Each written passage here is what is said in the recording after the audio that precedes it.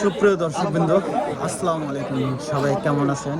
কথা হলো, এটা হচ্ছে আফতাব পাম, আফতাব ফিলিং স্টেশন দ্বারায় চালিত।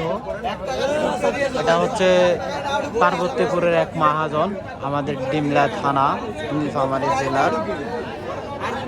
আজকে হচ্ছে 19 তারিখ। এটা হচ্ছে আজকে 19 তারিখ।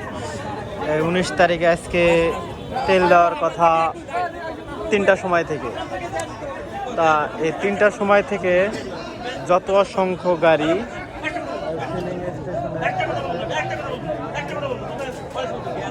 এই জায়গায় আসছে, আপনারা দেখতে পাচ্ছেন। এটা হচ্ছে পাম্পের পশ্চিমের লোড। এটা হচ্ছে পূর্ব সাইড, উত্তর সাইডের লোড।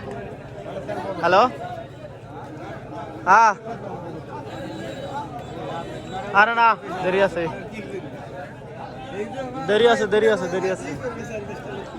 হ্যাঁ, আরে না, দেরি আছে, এখনই না। না না না, কথা হলো, এটা হচ্ছে উত্তর সাইড আর এটা হচ্ছে পূর্ব সাইড। অর্থাৎ এই পাম্পের পিছনেও অনেক গাড়ি আছে, যারা অনেক গাড়ি জমা আছে। আর এটারই সোজা ওই দিকে, অর্থাৎ ওই পাম্পের পিছনে অনেক গাড়ি রাস্তা দিয়েও আছে। আর এই যে গাড়ি থেকে যে আপনি তেল দিবে, তেল দেওয়ার পরে যে রাস্তাটা ক্লিয়ার, সেই রাস্তায় ক্লিয়ার নাই। তাহলে চিন্তা করা যায় কি পরিমাণের গাড়ি ঢুকছে আজকে। আমি অনেক লোকজনের সাথে কথা বলছি। কেউ আপনার ডোমার থেকে আসছে, কেউ আপনার মিরগঞ্জ থেকে আসছে, আবার কেউ আসছে কালীগঞ্জ থেকে, এদিকে সটিবাড়ি, ডালিয়া, তিস্তার বাজার, দোয়ানি, সাধুর বাজার।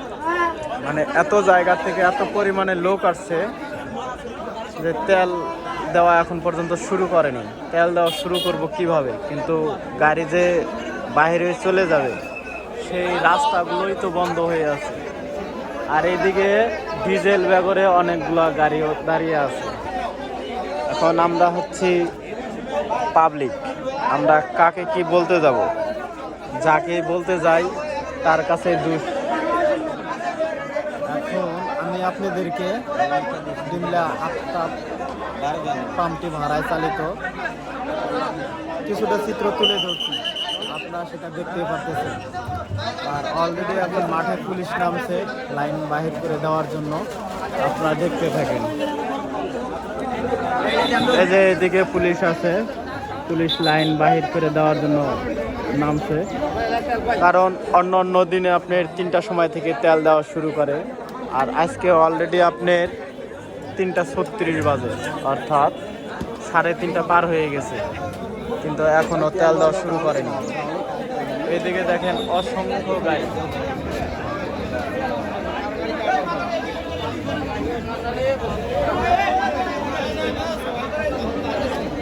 এদিকে দেখেন অসংখ্য গাড়ি, অনেক গাড়ি আছে এদিকে। তো আজকের ভিডিওটা এই পর্যন্তই। ততক্ষণ পর্যন্ত আপনারা ভালো থাকেন, সুস্থ থাকেন। আল্লাহ হাফেজ।